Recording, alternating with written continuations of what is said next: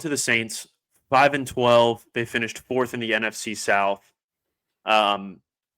Started off absolutely hot out the gates, and best team in the NFL.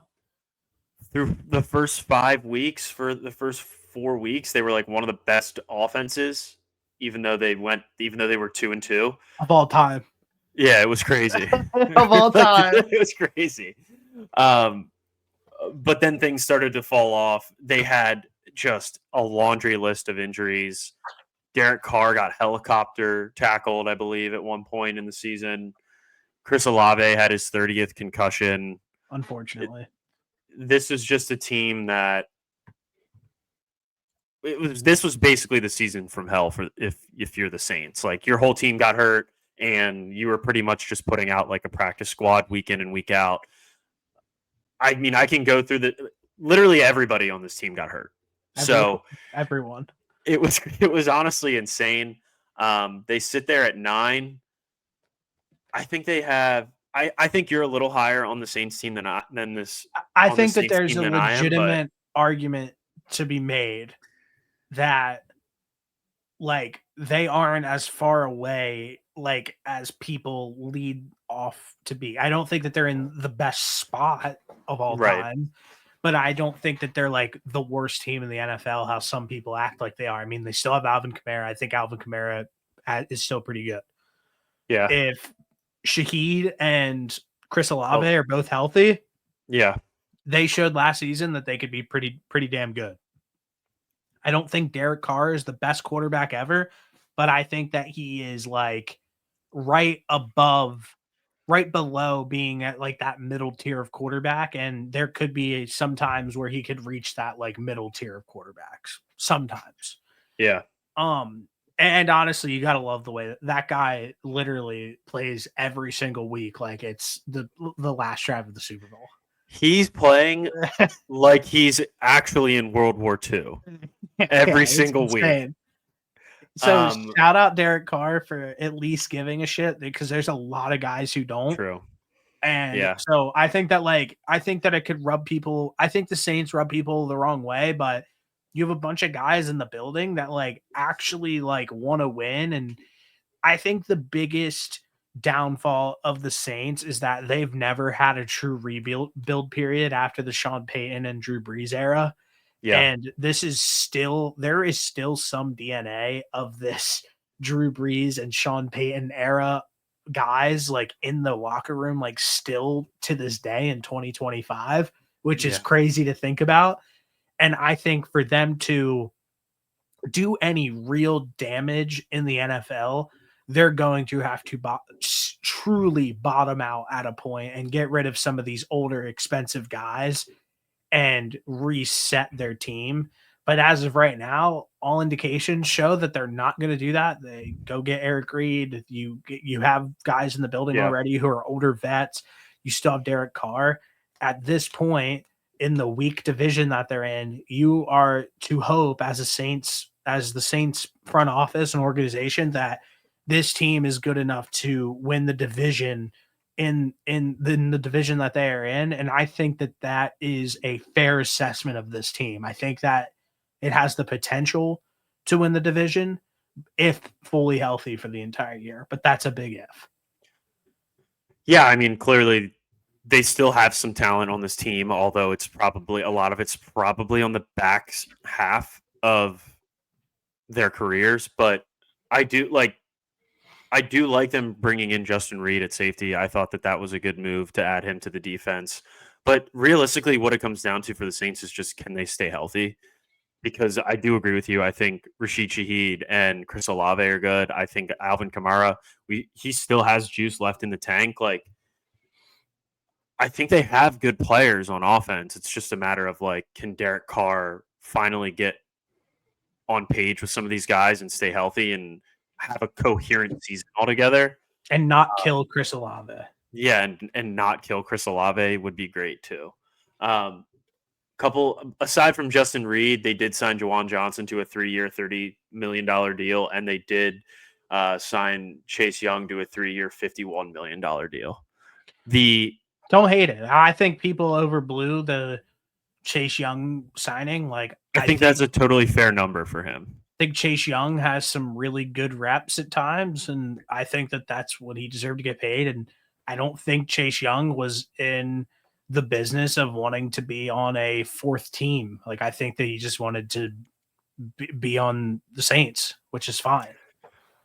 Yeah, I also don't know if he's getting that much more money anywhere else, because I think that he's had a relatively disappointing career for the amount of hype that he had coming out of Ohio State. That's He was completely fair. he was projected to be A like, gold jacket. yeah, this generational edge, and he just has not been. So good for him for getting somewhat of a bag here, sticking with the Saints. But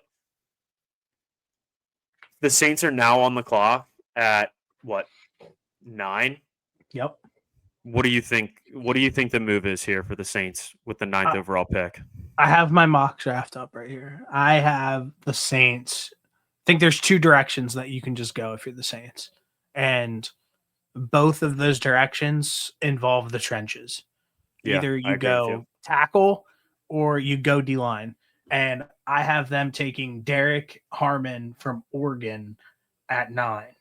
I just think that it adds some beef to the O line. He's a highly disruptive uh, pass rusher, like in the middle, which we have seen that be the mold for a lot of teams of guys who they're trying to get as their defensive tackles, like as of late, like a Dexter Lawrence, like a Jalen Carter, guys who Chris Jones, guys who can disrupt the passer from in the middle of the defense. And I think that he fits the mold for that. And the Saints need all of the beef up either on the offensive line or the defensive line that they could need. So I went defense there. But if you were to look at me and say like Banks out of Texas as their tackle, Did they? it would So they're. be it would Go either ahead. be Josh Simmons at tackle for them or Kelvin Banks. If you were to tell me that one of those two guys were the pick at 9, you wouldn't be arguing with me on that. I would be spot on. What direction do you think they go? No, I think you're right. I think they can't go wrong taking somebody on the offense or defensive line. Um, I think they have enough weapons on offense. Like this mock draft that I'm looking at has them taking Tyler Warren, and I'm like, they don't need that. That's not something What? that they would benefit from. And I know that like Juwan Johnson's not like the tight end that Tyler Warren is, but at the same time, like you need to keep Derek Carr upright. And It's not a war. Yeah, it's not like he's a world beater, but it just doesn't make much sense to have him as your a tight end at that. who Yeah. is the tackle from Minnesota? Because I've been seeing a lot of good stuff about that guy.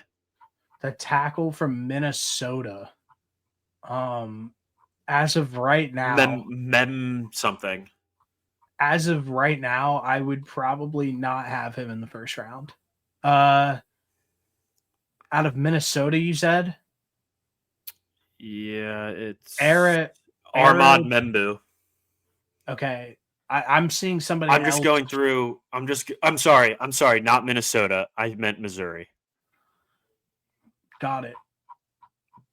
Armand Membu. So somebody along the offensive line is where I would venture if I'm the Saints in this situation. I don't think he goes quite that high. I think there's a few guys ahead of him in this year's draft, but I do think that he's going to be somebody that gets taken in the first round. Let's see here. Yeah, I think either way though, I think offensive line is likely the route that they go. They went with Talise Fuaga last season, and then they also took, what was that guy's name? Trevor Penning, He's the been tackle, he's who's been been an just a L. mess. Yeah, he's just been an absolute mess. So I think if you can shore up the trenches a little bit more for the Saints, then I think they're going to be in a much better spot. I like the guys that they have at the skill position, like I said.